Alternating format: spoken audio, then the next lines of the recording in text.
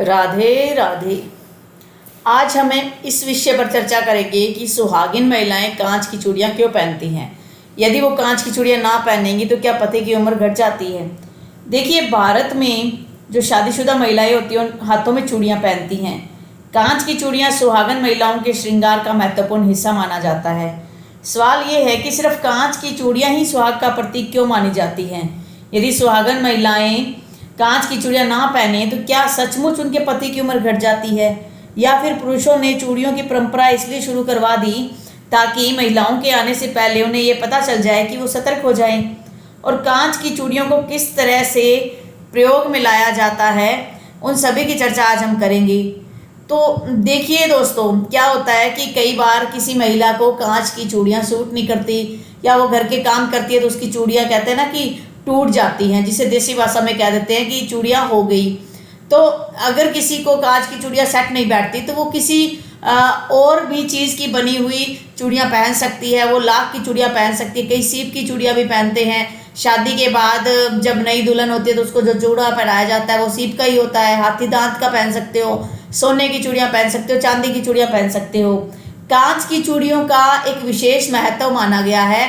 कांच की चूड़ियां इसलिए पहनी जाती है कि यदि आप कांच की चूड़ियां पहनते हो तो ये आपकी कलाई पर रहती है। कलाई पर रहने से जो आपकी नाड़ी वगैरह होती है हाथों की, वो कंट्रोल में रहती है। क्योंकि आदमी क्या होते हैं कि बाहर काम करने जाते हैं तो उनकी पूरा दिन की कार्य प्रणाली की वजह से उनका ब्लड सर्कुलेशन ओके रहता है। लेकिन जो महिलाएं घर में रहती हैं, घर का काम करती है, तो उनका जो एक्यूप्रेशर पॉइंट है या ब्लड सर्कुलेशन वो प्रॉपर नहीं हो पाता।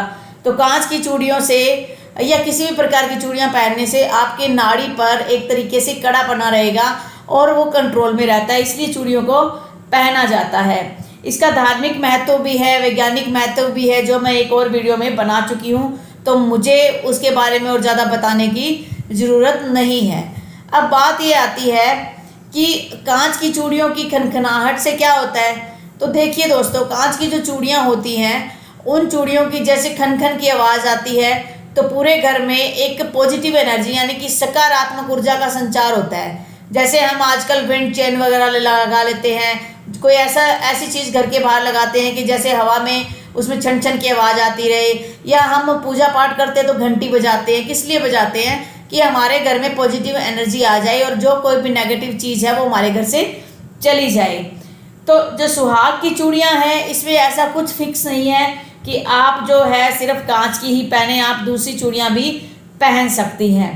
एक से ज़्यादा चूड़ियाँ पहननी चाहिए, क्योंकि जब एक से ज़्यादा चूड़ियाँ पहनी जाती है तो जब वो आपस में टकराएंगी तो एक घर्षण पैदा होता है, और उससे क्या होगा, महिलाओं के शरीर में एनर्जी बनी रहती है और महिलाओं को स्वस्थ रखने में वो काफ़ी सहायक होता है। तो ऐसा कहीं किसी ग्रंथ में नहीं लिखा गया कि अगर कांच की चूड़ियाँ नहीं पहनी जाएंगी तो पति की उम्र घट जाती है। देखिए, जीना मरना, कितनी उम्र है हमारी या हम कितने साल जिएंगे, ये हमारे जन्म के साथ ही निर्धारित हो जाता है। लेकिन जैसे भगवत गीता में कहा गया है कि मनुष्य कर्म करता जाता है तो उसी के हिसाब से उसके फल उसे मिलते रहते हैं। उम्र किसी की क्या है, कितनी है, ये हमें नहीं पता, ये सिर्फ एक परमात्मा को पता है। तो ऐसा कोई भी मुद्दा नहीं है कि आप चूड़ियाँ भी नहीं पहनते। आजकल के इस समाज के अंदर जब महिलाएं बाहर नौकरी पेशा करती हैं, काम के लिए जाती हैं, तो वो खन खन करके या चूड़ियाँ कहीं नहीं पहन सकती। वो ज़्यादातर एक हाथ में घड़ी और एक हाथ में चूड़ी पहनती हैं। तो क्या उनके पतियों की उम्र कम हो जाती है? तो ऐसा कुछ नहीं है, ये सिर्फ एक ढकोसला है। हाँ, चूड़ियाँ पहनना शुभ माना गया है, उसके वैज्ञानिक कारण भी हैं, उसके धार्मिक कारण भी है। घर में नेगेटिविटी कम हो जाती है तो आपको चूड़ियाँ पहननी चाहिए। राधे राधे।